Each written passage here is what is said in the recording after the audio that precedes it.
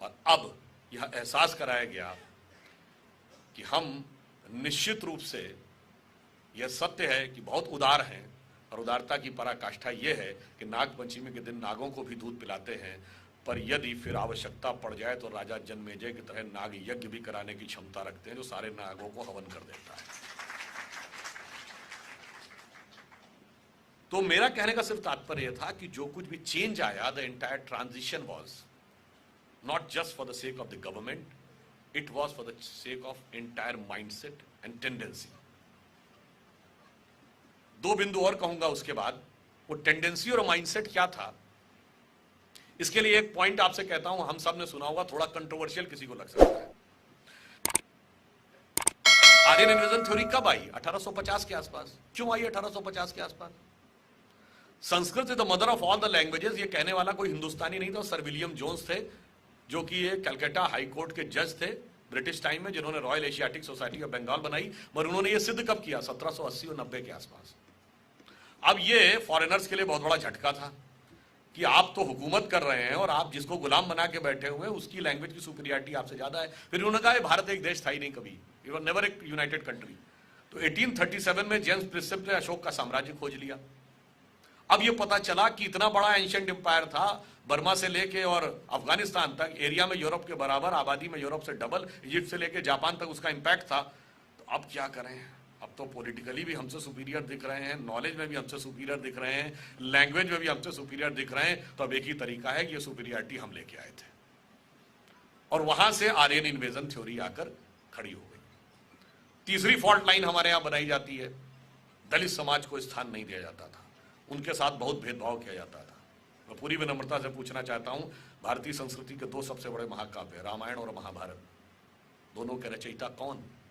महर्षि वाल्मीकि। आज की परिभाषा के अनुसार जो वाल्मीकि समाज है वो किस कैटेगरी में आता है? दलित।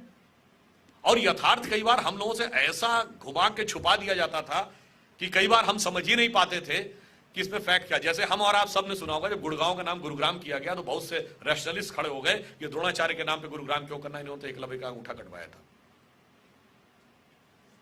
और एकलव्य तो दलित था, उसके साथ बहुत बड़ा अत्याचार किया गया था। कहीं ना कहीं हम सबके भी दिमाग में ये बात है, ईमानदारी से अगर हम कहें, हमारे पास उसका कोई रैशनल उत्तर नहीं है। आप लोगों को भी ऐसा लगता होगा ना? और उसका कारण जानते क्या है? महाभारत में एकलव्य का उल्लेख कहां है? आप लोगों में से कितने लोगों ने पढ़ा है?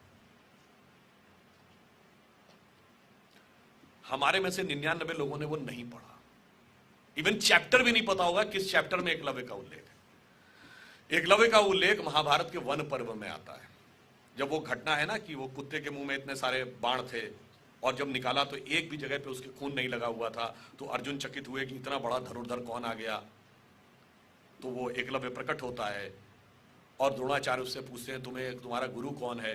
तो वो कहते हैं आप ही हैं मेरे गुरु। उन्होंने कहा मैंने तो तुम्हें देखा नहीं, मैंने तो कभी जाना नहीं, तुम गुरु कैसे हो गए? एकलव्य तुम अपना, वो पूछते हैं बालक तुम अपना परिचय दो। तो एकलव्य कहता है मैं मगध नरेश जरासंध के प्रधान सेनापति हिरण्यधनु का पुत्र Eklavya. He was a son of the chief of the armed forces of Magad.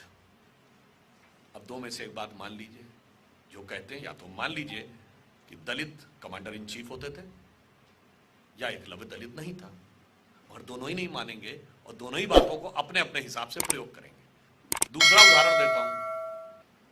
Alexander आया, पोरस को हराया, पोरस को बंदी बनाया, फिर पूछा कि तुम्हारे साथ कैसा बर्ताव किया जाए, जैसा एक राजा दूसरे राजा के साथ करता है। पोरस को छोड़ दिया, वापस गया। रास्ते में एक ट्राइबल ने उसके ऊपर अटैक किया, जिसमें उसको चोट लग गई, और चोट लगने के बाद वो घायल हो गया और रास्ते में अलेक्जेंड्रिया में उसकी डेथ हो गई।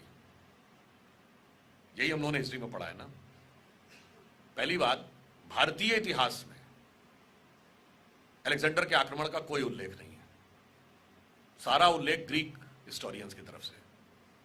दूसरी बात, दुनिया में कोई और उदाहरण आपको याद है जब जीतती हुई फौज वापस चली गई हो? और अलेक्जेंडर जो मैसिडोनिया से लेकर पर्शिया तक जिस राजा को जीता उसका सर धड़ से अलग कर दिया, और यही उसके हृदय में इतनी करुणा उत्पन्न हो गई कि उसने पोरस को छोड़ दिया।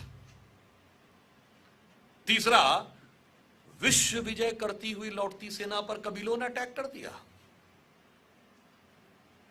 हकीकत यह रही होगी कि जो अलेक्जेंडर और पोरस की कहानी सुनाई जाती है वो भारतीय परंपरा के अनुरूप ज्यादा है। हमारे यहां राजा हारता था, दूसरा राजा कहता था सम्मान पूर्वक रहो और जाओ, छोड़ देता था। जैसे पृथ्वीराज चौहान ने मोहम्मद गोरी को कई बार छोड़ा। लॉजिकल ये है कि अलेक्जेंडर हारा होगा, बंदी बनाया गया होगा, पोरस ने उसको छोड़ दिया होगा और हारी हुई फौज पे ट्राइबल्स अटैक करते हैं। हॉलीवुड की मूवी देखिएगा, अलेक्जेंडर, उसमें दिखाया गया है कि वो हार गया था और युद्ध में घायल हुआ। और उसके बाद सुनिए, एक हारी हुई फौज जा रही थी जिसका राजा रास्ते में मर गया। अब वो फौज जो बड़े जलवे से निकली थी अपने देश से कि विश्व विजय करने जा रहे हैं, क्या कहानी सुनाती अपनी जनता को कि हम गए, हार के वापस आ गए और राजा रास्ते में मर गया। उसे कुछ तो बताना ही था कि हम क्यों वापस आए। मगर इसके बावजूद हमें दूसरे ढंग से बताया गया। मैं सिर्फ ये कहना चाहूंगा, जितने भी फॉल्ट लाइंस हैं, आप थोड़ा थोड़ा एनालिसिस, इसमें मैंने आपको कोई भी ऐसी चीज नहीं बताई जो आप सबको नहीं पता थी। केवल ये है कि हमने उसका कनेक्शन नहीं स्टैब्लिश किया था, कनेक्शन स्टैब्लिश